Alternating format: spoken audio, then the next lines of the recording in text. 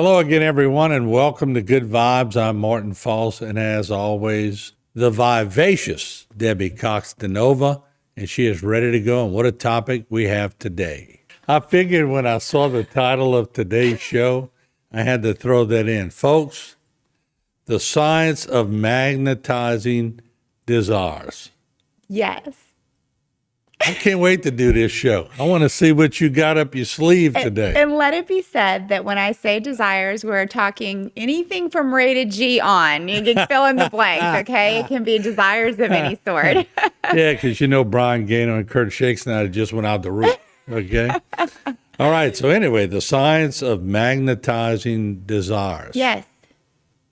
Yeah. I'm all ears. So this information comes from Dr. Tara Swart. And Dr. Tara Swart is a neuroscientist who specifically talks about manifestation, intuition, a lot of the stuff that falls into the woo category, but she picks it apart and unpacks it and talks about the neuroscience behind these sort of things that are happening there or these experiences that people say that they have. Mm-hmm. And so when we talk about manifesting, meaning that we're pulling to us the things that we want in life easily, right? So it doesn't feel like a grind and a hustle. We want to know what sets it apart.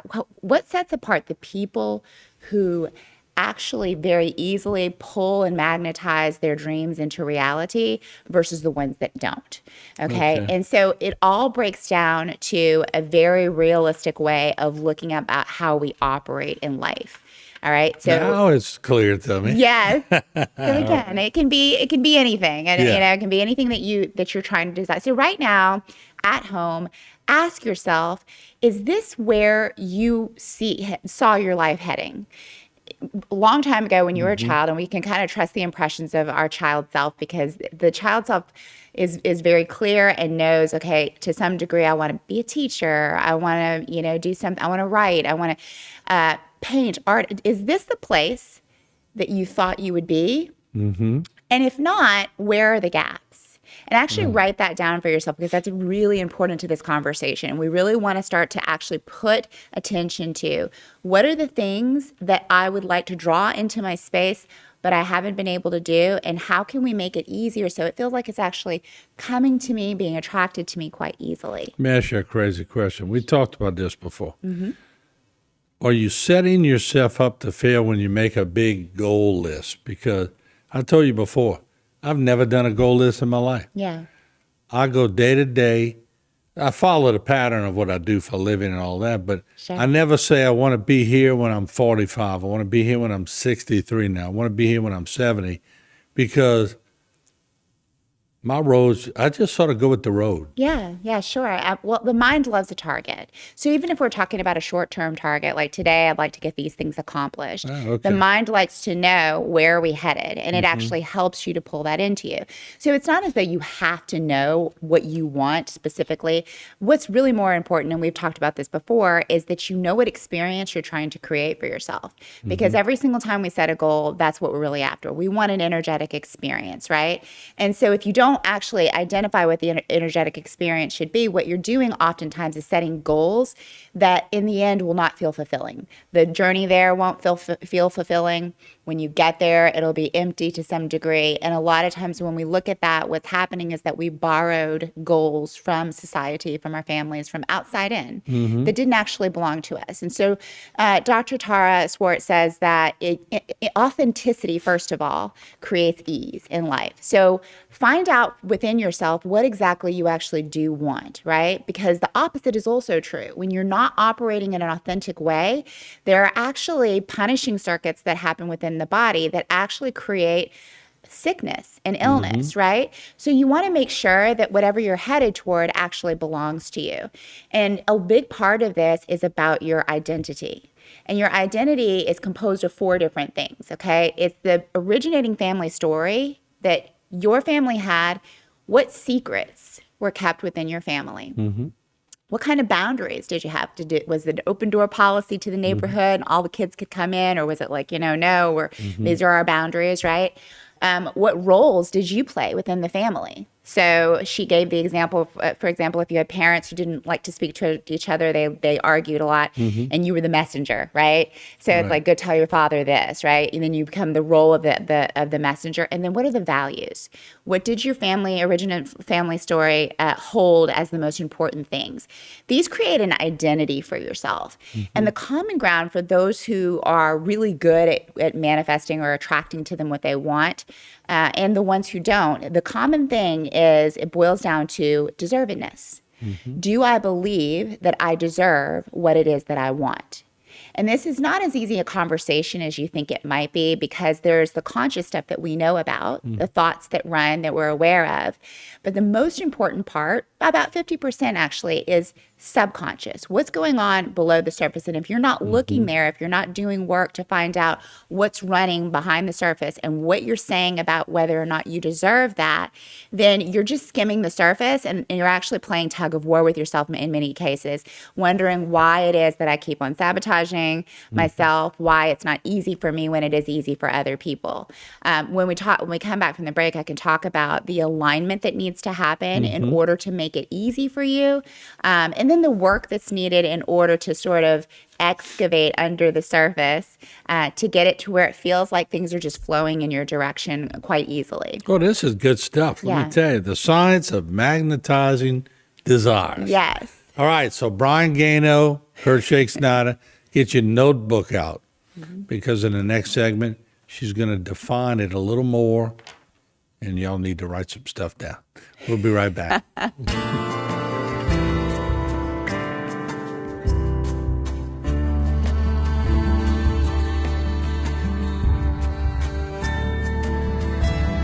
Today's social media segment is brought to you by South Louisiana Bank. It's better when we bank together. Waits and Downer, attorneys at law. Terrebonne Ford, built Ford tough. Alford and Associates, for all of your insurance needs. CIS, Cardiovascular Institute of the South, the highest quality cardiovascular care available. Barker Honda, the Barker family tradition of quality. Terrebonne General Health Systems, modern technology and timeless caring. Rouse's, you're either local or you're not. Buick, the craft of modern luxury. St. Martin and Bork, know your rights.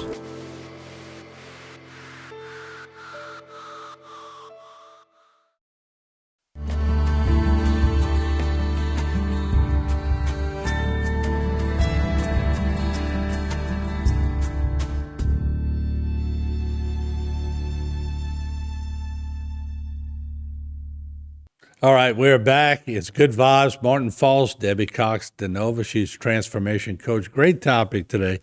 You have me intrigued because I come from a family of 6 kids. So typical Southern family, a lot of love in the family. But you're right, the dynamics from kid to kid and go do this, go do that. That can get complicated, can it? It absolutely can. And if you talk to any parent, they will tell you, same household, same parents, different personalities. And a lot of it is birth order, a lot of it is personality, right? And so you're sort of assigned within the family unit certain roles. So you're the caretaker, right? Or you're the, you're the bad one, and that sort of thing. And so it starts to, before we're even conscious, before we're online in a mature way, sort of create the identity that we show up in the world as. And that's very important to understand, because if you don't understand that, you can desire anything that you want in life. If you can't imagine that you deserve it deep down, then you're going to have a problem manifesting it in your life. But doesn't it also, I'm a middle child with a sister who was born a year and a half later. That makes a big difference too. Oh, for sure. So I was Mr. Independent from the age of 2. And look at you now. It just keeps going, right? And if the persona or the identity that you adopted in life was working for you, there's not a lot of need to change it, right? If you're actually someone who creates, and I think you are, someone who creates things quite easily in your life, then you probably don't have to look a lot at it. Really, this conversation is more about in what area of your life at home, because sometimes we have categories that we're really good at and other areas we're not. Where is there a gap? where you desire something, but you're not actually getting it for some reason. And where you see that happening, if you go deep down, there's a conversation that's happening in the background that is sort of pulling at and playing tug of war with that.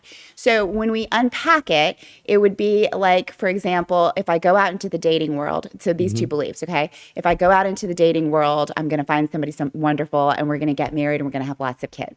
Versus if I go out into the dating world, I'm going to get rejected more and my self-confidence is going to be beat down and it's going to be horrible.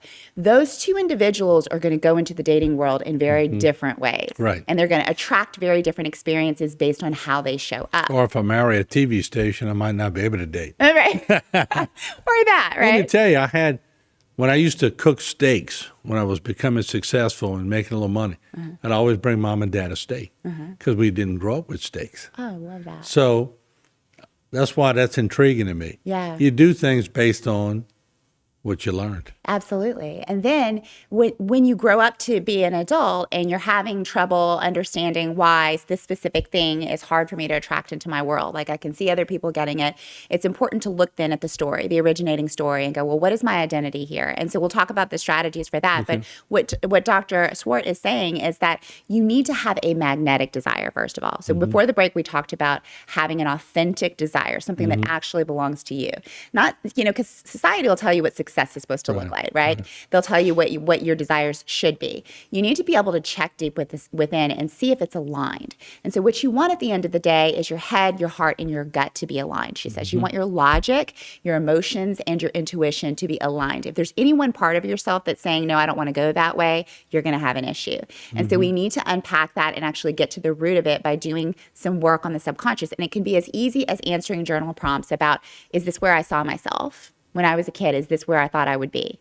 And if not, where are the gaps? And that can start to give you a purpose, or what the Japanese called ikigai, right? It's really important not only for us to have a greater purpose beyond ourselves in order for us to actually feel fulfilled, but it's also a health issue, right? And so it's been talked about in many different cultures. I think the ancient Greeks called it telos. It's that greater purpose. And identifying that is as easy as going back to your childhood and going, what did I see myself doing? Am I doing it? And can I close the gaps? And you close the gaps by identifying it. So there's 4 steps. First, you need to raise awareness of what you wish to change. That means that you have to get very clear, even though it's kind of in the background, you're actually writing down exactly what you want to create that's different from your life right now. Then you want to focus on the opportunities to bring it about in your life. So you want to identify the areas in which you can actually take action in order to make it happen. The third, and very important, is deliberate action. If you're not taking action, then you're not going to actually get to where you want to go. And the thing that holds people back oftentimes is that in order to take action in a confident way, there needs to be a series of thoughts. And those series of thoughts need to be held up by your identity, like being able to see yourself stepping into that arena in a way that you deserve it, but also that you have the capacity to do it. So you need to be actually talking to yourself in a way that actually has you feeling like, I can confidently do this. And then fourth is accountability. So with all those pieces in place, then you get to do the work of excavating what is it that start to write down your thought patterns, and especially the themes. When you notice yourself thinking something on a loop, start to write it down so that you can be aware of it. And then a very important question to ask yourself is, what do I have to believe about myself in order for this thought pattern to stay alive within me? That's really important, because once you start to see that, then you can create an alternative. Because look, when you have neural pathways running in your brain, you cannot just get rid of them. Right. You have to overwrite them. They're strong. Yeah, they're strong. There's no way you can just eliminate them.